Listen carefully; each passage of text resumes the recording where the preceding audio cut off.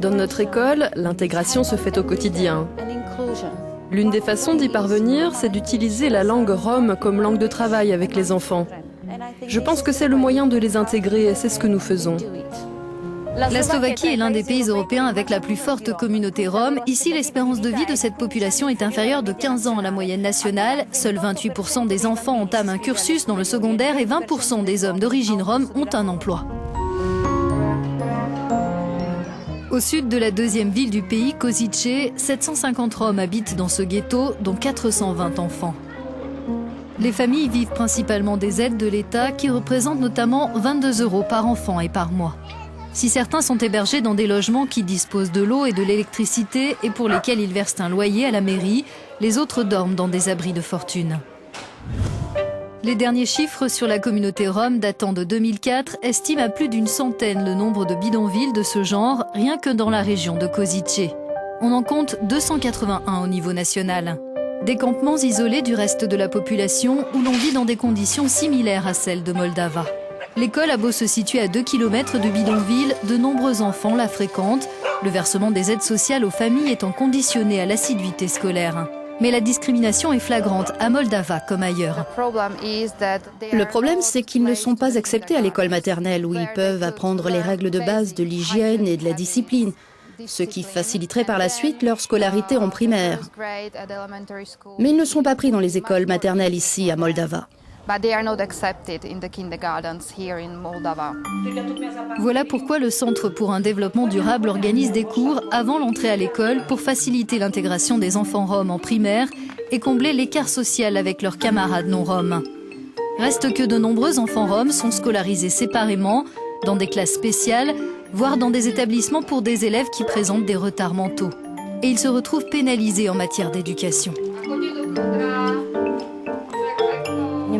Les enfants roms n'ont pas les mêmes opportunités que les élèves non roms, parce que c'est difficile pour eux d'aller à l'école. C'est difficile pour eux de parler, de lire et d'écrire en slovaque, mais leurs parents devraient aussi faire un effort pour encourager leurs enfants à continuer leurs études. Un projet lancé en 2008 montre que l'intégration est possible. Les élèves de l'établissement Zéphirine Jiménez Mala en font l'expérience tous les jours.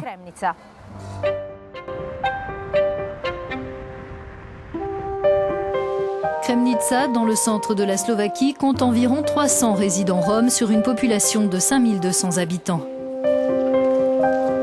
Ici, le collège-lycée privé Zéphirine Jiménez Mala accueille des Roms et des non-Roms. Il prépare les jeunes en situation d'exclusion aux études supérieures. Dans cet établissement, les enfants roms et non-roms ont cours en slovaque, en anglais et en langue rome.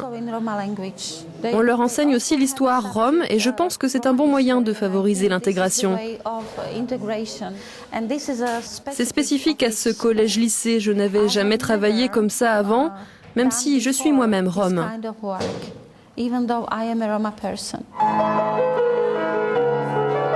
Au sein de la classe de seconde, mixte, certains vivent une expérience inédite.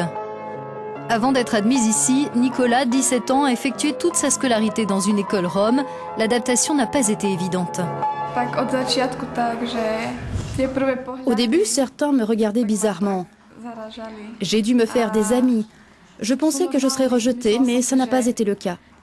Les non-roms sont des gens comme les autres et on est devenus amis. Après la classe, chacun peut peindre, chanter ou jouer d'un instrument de musique et exprimer son talent. Les élèves bénéficient d'opportunités pour se réaliser et d'un accès égal à une éducation de qualité.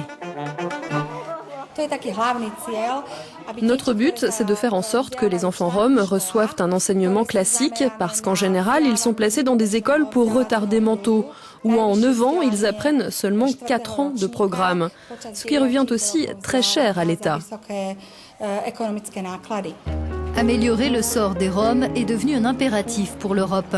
Il en a été question en juin lors d'une plateforme européenne pour l'intégration des Roms, selon la définition de l'Union englobant différentes communautés. Au même moment, la Commission européenne a rendu public un rapport qui vise à inciter les États membres à mettre en œuvre leur stratégie nationale dans ce domaine. Se coordonner au niveau national et européen, c'est la clé pour résoudre ce problème complexe. D'après l'ancien directeur du collège-lycée de Kremnica, il travaille aujourd'hui pour le gouvernement slovaque sur l'intégration des Roms. Il n'y a pas que dans l'éducation qu'il faut agir. Pour surmonter les difficultés en matière éducative, il faut s'attaquer aux problèmes de logement, d'emploi et de santé. C'est important de franchir ces obstacles pour favoriser l'accès à l'éducation. Ces obstacles sont liés à la famille, à la communauté rome et à la société. Et il y a urgence, en étant victime de discrimination et privées d'un accès égal à l'éducation, les populations roms sont maintenues dans la pauvreté d'une génération à l'autre.